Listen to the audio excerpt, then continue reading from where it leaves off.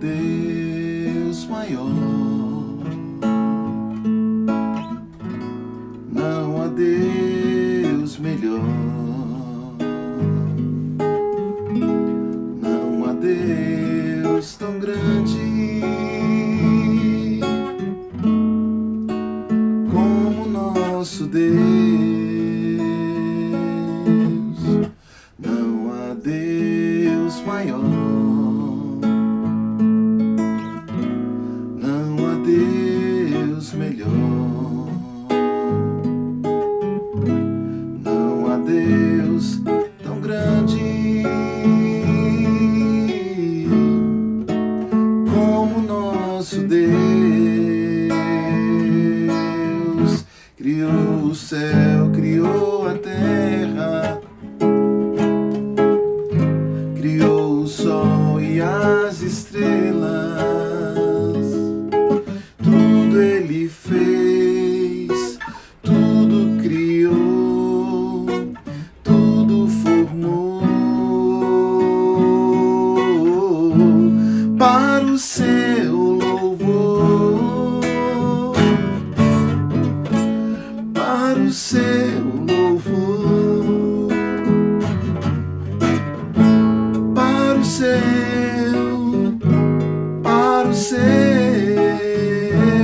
para o seu louvor.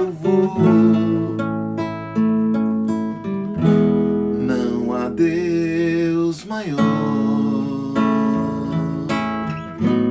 não há Deus melhor, não há Deus tão grande como nosso Deus. Criou o céu, criou a terra, criou o sol e as estrelas. Tudo Ele fez, tudo criou, tudo formou para o seu louvor, para o seu louvor, para o seu, para o seu, para o seu louvor.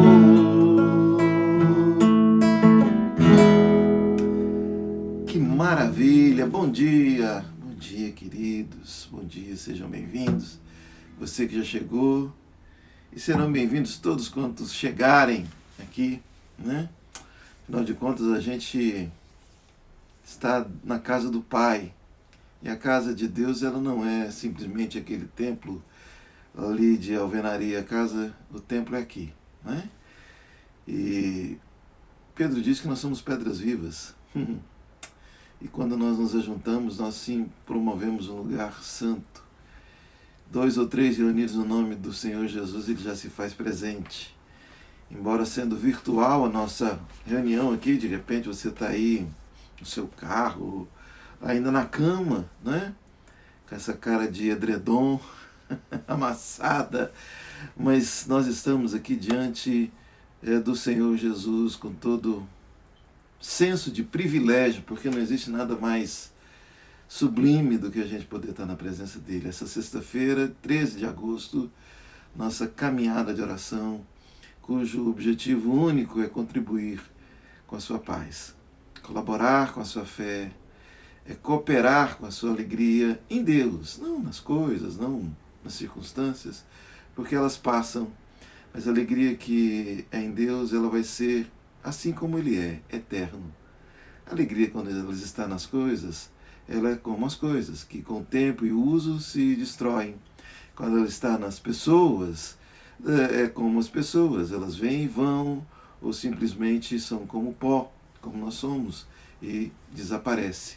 Mas quando a nossa alegria está em Deus, e esse é a grande luta que eu e você travamos, e essa luta é com a gente mesmo, a fim de que a gente possa ter a sabedoria de repousar a nossa esperança somente nele, Paulo diz que nele a nossa esperança não se frustra. Vamos orar? Eu queria bater um papo aqui com você hoje sobre a palavra de Deus, a gente tomando aqui esse café juntos na manhã, e aqui na mesa do Evangelho do Senhor Jesus, para que a gente possa ser fortalecido, para que a gente possa se alimentar aqui para aguentar o tranco da vida aí. Vamos orar? Te agradeço, Senhor, pelo privilégio de me associar aqui com os meus irmãos e juntos, ó Pai, buscarmos a Sua presença, buscarmos do Senhor o senso de direção, a orientação, o consolo, a força, Pai.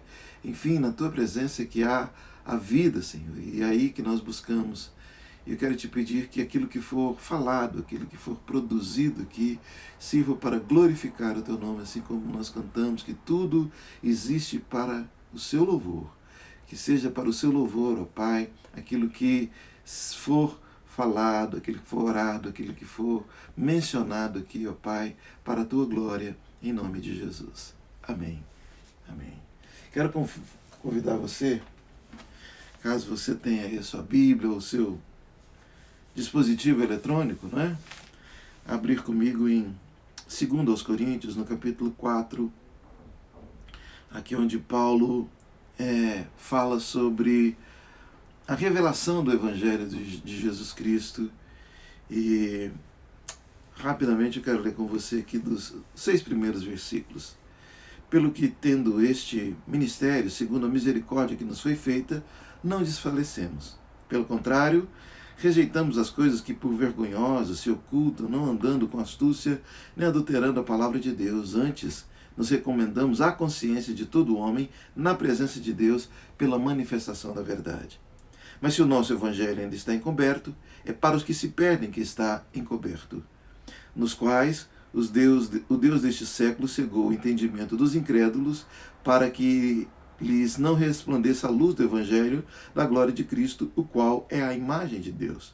Porque nós não pregamos a nós mesmos, mas a Cristo Jesus como Senhor, e a nós mesmos como vossos servos, por amor de Jesus.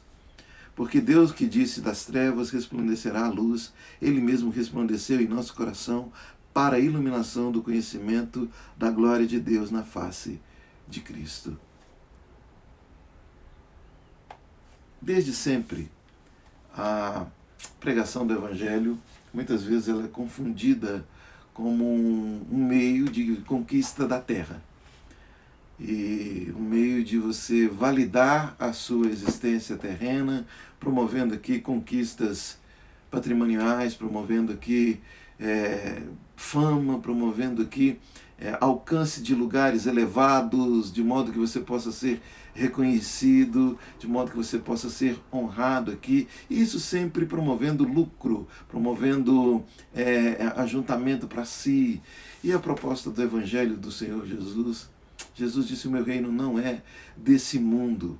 A gente vê que esse mundo, de fato, jaz no maligno. O príncipe deste mundo é Satanás. Satanás é esse cujo nome significa aquele que coloca um contra o outro para destruir ambos. E desde sempre a gente vê a luta, né? A luta de classes, a luta de homem contra mulher, disputas, machismo, feminismos, né? E isso está muito mais exacerbado, muito mais evidente, muito mais claro na nossa época, agora, nesse tempo em que é apregoada uma liberdade que você pode ser o que você achar que deve, você vai andar para onde o seu nariz aponta, como se isso fosse liberdade. Claro, nós temos a liberdade de escolha, mas não existe liberdade na medida em que nós não escolhemos o Evangelho do Senhor Jesus. Quanto mais livre o homem tem se autoproclamado, mais preso ele está nas garras do pecado, da corrupção e das consequências que o pecado, que a corrupção, que a mentira, que a imoralidade promove. Dado aí para você, olha, quanta liberdade a gente tem hoje, não é? Para sexualidade, para ser o que quiser. mas nunca se viu tantas angústias, tanta doença das angústias. Essa apregoada liberdade e os confortos materiais produzissem a tal felicidade, a vida de verdade, não existiria tanta angústia, tanto caos, tanto ódio, né? Esquerda contra direita. Isso é trazido até por um ambiente da religião, a minha igreja, a minha religião, meu povo, essa coisa que a gente não consegue discernir, que é exatamente satânica. É exatamente isso que Satanás quer da humanidade. Essa briga para que a gente se destrua. Essa disputa, essa beligerância, essa guerra contra o outro. A gente se achar melhor, mais importante, ou a gente se achar explorado e a gente tem que conquistar pela espada, pela imposição, defendendo causas e causas e causas, e aí a gente vai, como diz o Salomão, correndo atrás do vento, tudo vaidade. E Paulo diz que aqui ele se colocando como pregador do Evangelho, e a proposta do Evangelho é exatamente a contramão disso tudo, é o contrafluxo. John Stott chama do Evangelho de a contracultura. Nada a ver com aquilo que é tido pelo mundo, é outra vida. Todavia, essa fixação nossa na cultura do mundo, em validarmos a nossa existência aqui, sendo feliz de acordo com aquilo que o mundo diz que é ser feliz, sendo quem você quer ser, assim, né? Tendo o que você pode ter. É exatamente essa grande prisão. E Paulo chama esse espírito, esse Zeitgeist, o Deus deste século, esse espírito da época, como aquele que cega o entendimento dos homens. Por isso que a gente fala de evangelho, as pessoas associam evangelho com ganho de dinheiro. Até porque a proposta do mercado religioso é exatamente essa. E nada tem a ver com o evangelho de Jesus. Mas você está dizendo que para eu ter Jesus eu não posso ter uma vida boa aqui? Não estou dizendo isso. Estou dizendo de amor ao dinheiro. E note que essa chamada que você tem para venha para Jesus para você ficar rico, isso não está aqui. Isso é trabalho, isso é produção do Deus deste século, produção satânica, ainda que seja em nome de Deus, porque isso vai destruir. Isso destrói, isso gera disputa, isso exacerba a inveja, a cobiça, a ganância, o egoísmo, o tudo para mim, faria pouco meu pirão primeiro, e isso realmente vai destruir. E a proposta do Evangelho vai contra isso aí. Olha para Jesus, olha para Ele. Ele disse, eu venci o mundo. Mas quantas escrituras de fazenda Jesus deixou para os seus discípulos? Que plano de aposentadoria Jesus deixou para a sua família terrena? Qual foi a poupança que ele deixou? Que tipo de prazer Jesus chamou seus filhos para terem? Por quê? Porque o Evangelho ele transcende a nossa linha da sepultura. E tudo mais que você busca aqui perece. Meu Deus, como nós estamos vivendo um tempo que toda hora isso dá na cara da gente. Essa semana, por exemplo, a gente teve aí, toda hora você tem notícias, né? Ontem eu estava vendo na TV, bem rapidamente, um especial de um grande ator brasileiro, muito querido, desde quando eu sou criança. Ele é referência da dramaturgia brasileira, Tarcísio Meira, homem bonito, íntegro, passa essa imagem boa. Acabou. Foi embora. Que Deus tenha misericórdia dos seus familiares. Mas produziu e foi embora. É assim a nossa vida aqui. Só que o Deus deste século cegou o entendimento dos homens, dos incrédulos, daqueles que não creem, daqueles que têm dificuldade em crer que o reino de Deus não é deste mundo, em crer que para que você viva para Deus é preciso morrer para este mundo.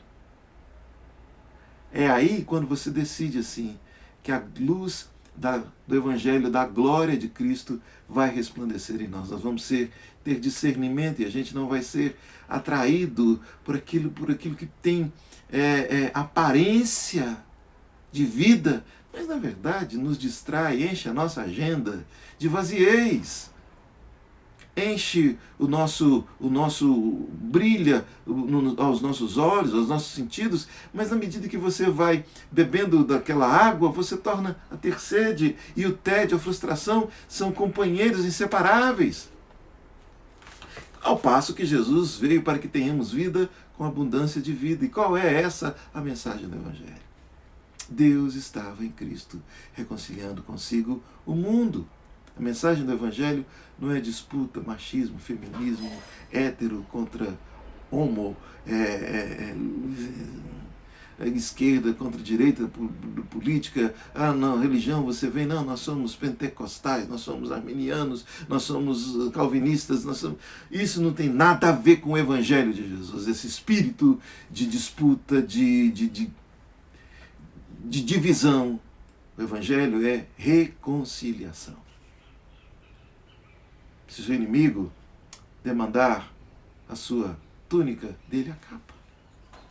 Se ele te obrigar a dar uma milha, vai duas. Se ele bater de um lado, dá o outro. Mas quem diz que a gente quer esse Evangelho? A gente quer aquele que a gente chega para Jesus com o nosso projeto, né? Você pega como, sei lá, o engenheiro, aquele tanto de plantas de projetos hidráulico, projeto elétrico, projeto de estrutura da sua vida, abre na mesa, Senhor, abençoe isso aqui, carimba, isso aqui, valida isso aqui, porque vida para mim é isso. Exatamente o Deus deste século tem cegado entendimento dos incrédulos para que não lhes resplandeça a luz da glória do Evangelho de Jesus Cristo. O Evangelho de Jesus me mostra o meu pecado, mas ele testifica do amor de Deus, da oferta de perdão de pecados. Esse mundo jaz no maligno, mas aquele que está em nós é maior do que aquele que está no mundo. A vida em Jesus, ela é eterna, ela jorra para a eternidade. Ela não é simplesmente um hiato de tempo em que a gente passa aqui nessa materialidade e a gente nasce, cresce, fica bobo, casa, junta dinheiro e deixa aqui para os filhos, netos, genros, noras brigarem aí pela nossa herança. Que vida mais besta e sem sentido seria essa para nós? Mas só se torna besta e sem sentido para quem foi iluminado pela luz da glória do Evangelho de Jesus Cristo. Sabendo que Ele estava em Cristo, dando jeito nas coisas, nos chamando para a luz, para o entendimento, para o discernimento do senso de direção. Talvez eu esteja falando aqui hoje de manhã para alguém que já está careca de saber isso. Mas o óbvio também precisa ser dito. E grande parte da angústia que eu vejo no meio evangélico, religioso, é exatamente porque as pessoas não conhecem o Evangelho de Jesus. Conhecem o Jesus do templo, do show de culto, daquele que de repente a pessoa está associada a um grupo, a uma associação e continua vivendo a vida como se nada tivesse acontecendo, simplesmente agregou à sua agenda um deslocamento geográfico para um lugar onde se tem um entretenimento espiritual sadio. Isso não produz mudança de vida e nem mudança de mentalidade. Metanoia.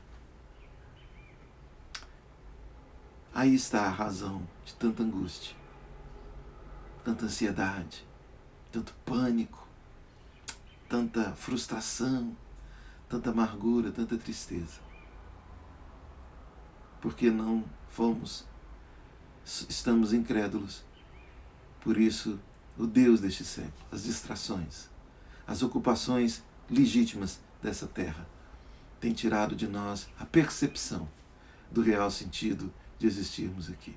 E se hoje você e eu deixarmos de existir aqui, há uma grande possibilidade disso. Quem garante? Quem se garante? Quem controla o quê? Que você possa meditar nisso hoje, sexta-feira, né? a gente vai ter aí nosso fim de semana.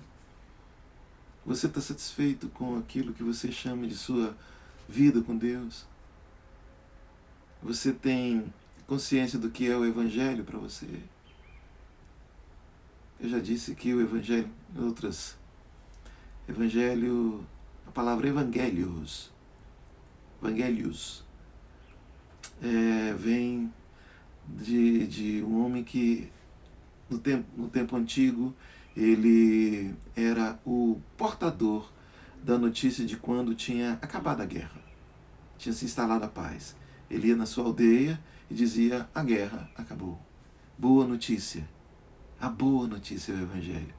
É Deus, Ele, em Cristo, acabou a nossa guerra contra Deus e a vingança dele contra nós no nosso pecado. Que você possa pensar nisso. Simples hoje a nossa conversa aqui, e muito óbvia, muito primária até. Primária. Todavia a gente se esquece exatamente das coisas mais simples, porque a gente quer sofisticar aquilo que Jesus disse que pouco é necessário. Aliás, só uma coisa. E aqueles que escolhem, Ele não lhe será tirado. Amém? Queria deixar essa conversa aqui para que a gente possa dormir com esse barulho ou acordar com ele. Né? Eu queria orar com você, agradecendo ao Senhor por mais uma semana que nos permitiu. Você deve ter notado já, né? Claro, o pessoal que observa mesmo, que a gente está começando às terças-feiras a nossa caminhada de oração, de terça a sexta. Se o Senhor permitir, a gente volta então na próxima semana, tá bom? Mas eu quero orar com você que está enfermo, você que está aí precisando de algum tipo de intervenção para abençoar a sua vida, a provisão, relacionamentos, causas, embaraços, enfim. Mas muito mais do que essas coisas, que você se desperte para a glória do Evangelho de Cristo. Você não é filho dessa terra. Tudo que você tiver aqui, bom ou ruim, passa. Como dizia aqui, como se diz aqui em Goiás, avua, né? A pergunta é se vamos ter culto presencial. Sim, a gente está tendo culto presencial na nossa Igreja de Cristo do Jardim Atlântico, Avenida Ipanema, número 1025, Jardim Atlântico, domingo, 19 horas, ou para os mais íntimos, 7 horas da noite. Tá bom? Mas antes eu quero orar aqui com você, antes da gente encerrar. Vamos orar?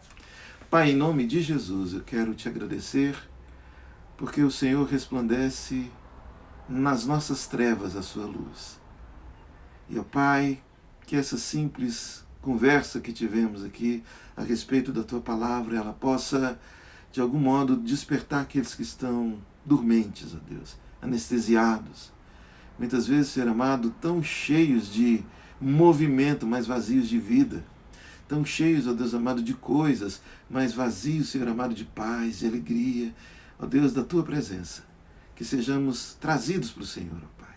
Quero colocar nesse instante teu filho, tua filha, enfermo, Pai amado, que o Senhor venha promover cura, Senhor. Quero pedir, Senhor, a provisão para hoje, ó Deus, para a necessidade material, o pão, Senhor, a mesa, ó Deus, as demandas, as responsabilidades financeiras dos seus filhos, ó Pai, que o Senhor, ó Deus, dê a saída, que o Senhor dê, ó Deus, a direção e a provisão, ó Pai. Que o Senhor restaure, ó Deus amado, as vidas que estão quebradas emocionalmente, ó Pai. Que o Senhor restaure os relacionamentos de convivência, Senhor amado, adoecidos, intoxicados, ó Deus, pela malignidade que nos habita, ó Pai. E que seja um tempo de paz, ó Deus, e que possamos semear essa paz, ó Deus, não com discurso, com causas, ó Pai, mas com o nosso proceder, Senhor amado, andando na Tua paz, Senhor, para que exalemos o bom perfume do Senhor onde quer que estejamos. Ó Deus, sem nenhum tipo de alarde, sem nenhum tipo de autopromoção, dessas coisas tão presentes, ó Deus, e tão fúteis que muitas vezes, Senhor, recheia a nossa espiritualidade de coisas carnais, ó Pai. Livra-nos, nos dê vigilância, ó Deus, para que sejamos abençoados e sejamos bênçãos para aqueles que conosco cruzarem o caminho nesse dia, Senhor. Que seja assim para a tua glória, em nome de Jesus. Amém e amém. Graças a Deus. Gente, muito obrigado aí pela sua companhia, pela sua presença, tá bom? E a gente volta na terça-feira, 7 horas da manhã, se o Senhor permitir. Amém? E agora que o Senhor te abençoe e te guarde, o Senhor faça resplandecer o rosto sobre ti e tenha misericórdia de ti. O Senhor sobre ti levante o rosto e te dê a paz. Um ótimo final de semana, um abração.